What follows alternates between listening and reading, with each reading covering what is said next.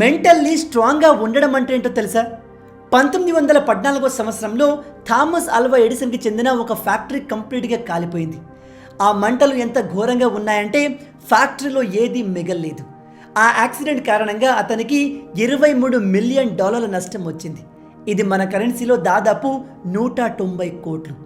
ఇక్కడ ఇంకో ముఖ్యమైన విషయం ఏమిటంటే అతను ఎన్నో సంవత్సరాల నుంచి ప్రయోగాలు చేస్తున్న ఒక ల్యాబ్ కూడా ఆ మంటల్లో కంప్లీట్గా కాలిపోయింది. అయితే ఈ మొత్తం ఇన్సిడెంట్ పైన థామస్ ఆల్వా ఎడిసన్ ఏ విధంగా రెస్పాండ్ అయ్యారో తెలుసా?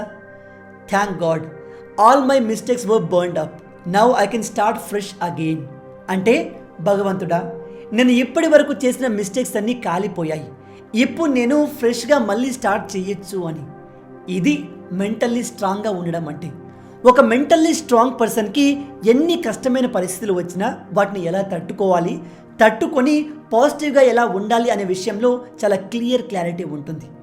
కానీ ఎవరు కూడా మొదటి నుంచే మెంటల్లీ స్ట్రాంగ్ ఉండరు. ఉదాహరణకి 6 ప్యాక్ ఉన్న వాళ్ళు పుట్టుకతోనే 6 ప్యాక్స్తో పుట్టరు కదా.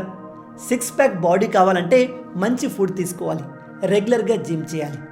అలాగే కొన్ని క్వాలిటీస్ ఉన్నాయి, వాటిని మనం అలవరుచుకుంటే ఎంత వీక్ పర్సన్ అయినా మెంటల్లీ స్ట్రాంగ్ కాగలడు. అందుకే ఈ వీడియోలో మనం మెంటల్లీ స్ట్రాంగ్ ఎలా అవ్వాలి, మెంటల్లీ స్ట్రాంగ్ అయ్యేందుకు ఎటువంటి క్వాలిటీస్ని అలవర్చుకోవాలి అనే విషయాల్ని డీటెయిల్గా తెలుసుకుందాం. వీడియో చాలా ఇంట్రెస్టింగ్గా ఉండబోతుంది, కాబట్టి ఏమాత్రం స్కిప్ చేయకుండా పూర్తిగా చూసి అన్ని విషయాలు తెలుసుకోండి.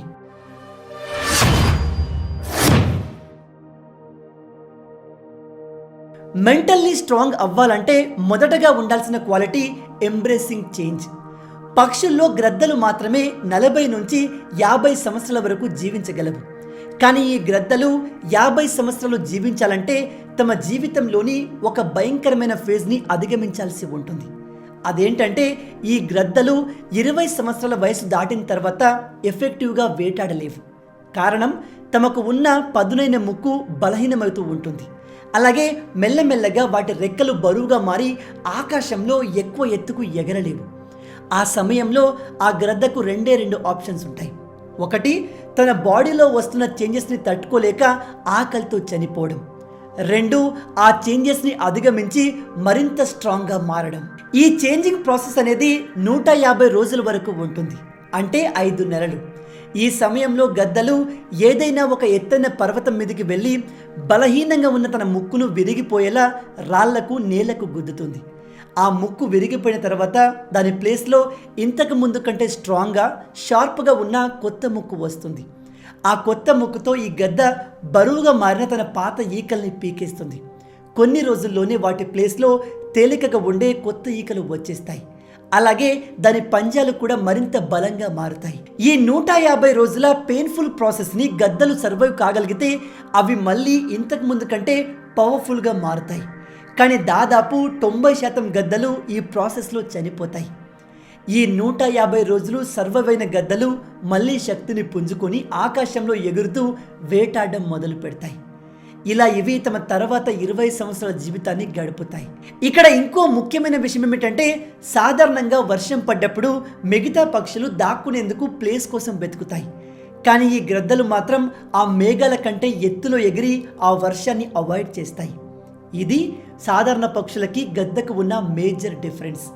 ఈ గ్రద్దలాగే మెంటల్లీ స్ట్రాంగ్ ఉన్న పర్సన్స్ తనకు వచ్చే ప్రాబ్లంని చూసి భయపడకుండా ధైర్యంగా ఫేస్ చేసి మరింత స్ట్రాంగ్ అవుతాడు. Quality number 2, establishing boundaries.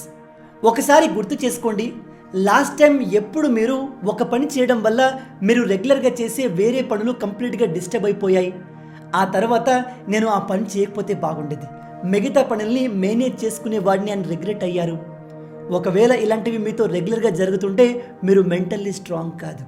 ఎందుకంటే మెంటల్లీ స్ట్రాంగ్ ఉన్న వ్యక్తికి తన బౌండరీస్ ఏంటి, తన లిమిట్స్ ఏంటి, తను ఏం చేయాలి, ఏం చేయకూడదు అనే విషయాలపైన క్లారిటీ ఉంటుంది.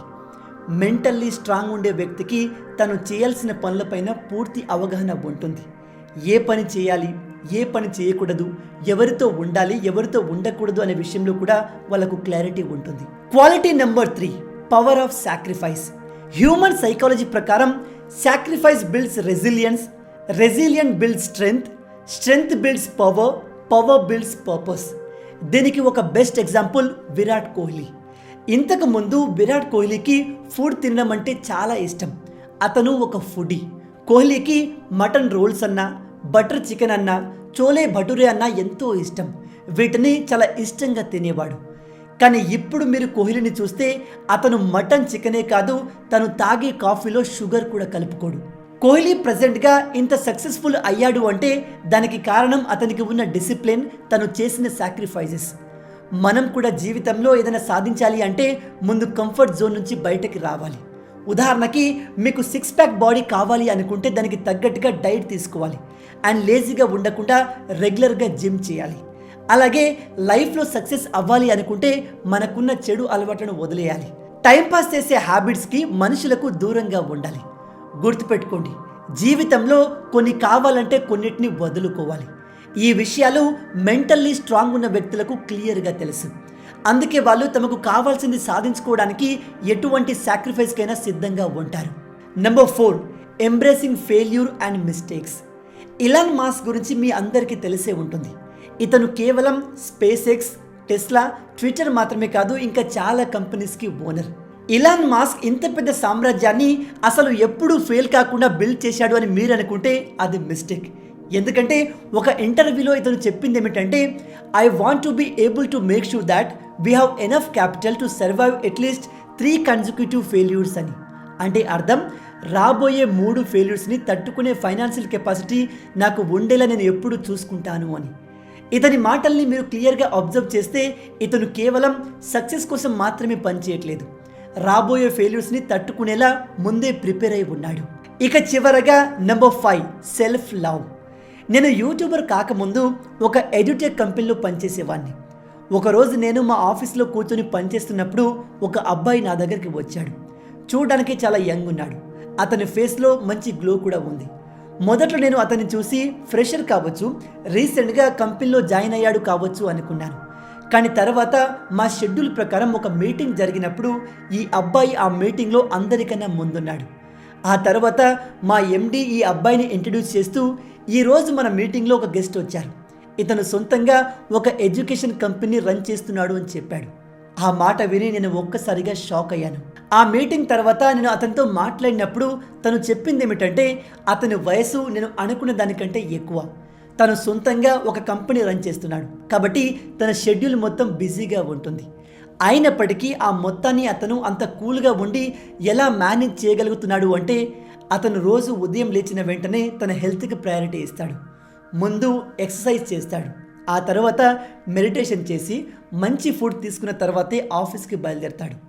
ఇక్కడ ఇతను తన డేని సెల్ఫ్ లవ్, సెల్ఫ్ కేరింగ్తో మొదలు పెడుతున్నాడు. ఈ విధంగా మనం సెల్ఫ్ కేర్ని ప్రాక్టీస్ చేయడం వల్ల మన హెల్త్ ఇంప్రూవ్ అవుతుంది. అలాగే మన మెంటల్ హెల్త్ కూడా ఇంప్రూవ్ అవుతుంది. దాంతో మనం ఎటువంటి సిచ్యువేషన్ అయినా చాలా ఈజీగా హ్యాండిల్ చేయగలం. కాబట్టి వర్క్ బిజీలో పడి హెల్త్ని నెగ్లెక్ట్ చేయకండి. గుర్తుపెట్టుకోండి, హెల్త్ ఈజ్ వెల్త్. డబ్బులు మీరు ఎంతైనా సంపాదించండి, కానీ పోయిన ఆరోగ్యం తిరిగి రాదు. కాబట్టి సెల్ఫ్ కేరింగ్ ఈజ్ మస్ట్.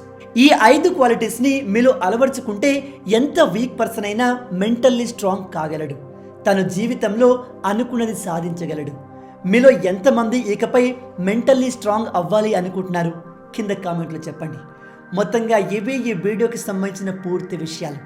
ఈ వీడియో మీకు నచ్చింది అనుకుంటున్నాను.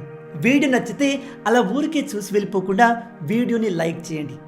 ఈ వీడియోకి నేను మీకు ఇచ్చే లైక్స్ టార్గెట్ 5,000 లైక్స్. చాలా ఈజీ, సింపుల్గా చేసేయండి. అండ్ ఇలాంటి మరిన్ని ఇంట్రెస్టింగ్ వీడియోస్ కోసం మన ఛానల్ని సబ్స్క్రైబ్ చేసి మమ్మల్ని సపోర్ట్ చేయొచ్చు కదా. ఇది మీకు కంప్లీట్లీ ఫ్రీ, కానీ మీరు చేసే ప్రతి ఒక్క లైక్ అండ్ సబ్స్క్రిప్షన్ మాకు మరిన్ని వీడియోస్ చేయడానికి ఒక మోటివేషన్లా ఉంటుంది. కాబట్టి వీడియోని లైక్ చేసి ఛానల్ని సబ్స్క్రైబ్ చేయడం మర్చిపోవద్దు. రాబోయే వీడియోలో ఇంకో ఇంట్రెస్టింగ్ టాపిక్తో మళ్ళీ కలుద్దాం. అంటిల్ దెన్, జై హింద్.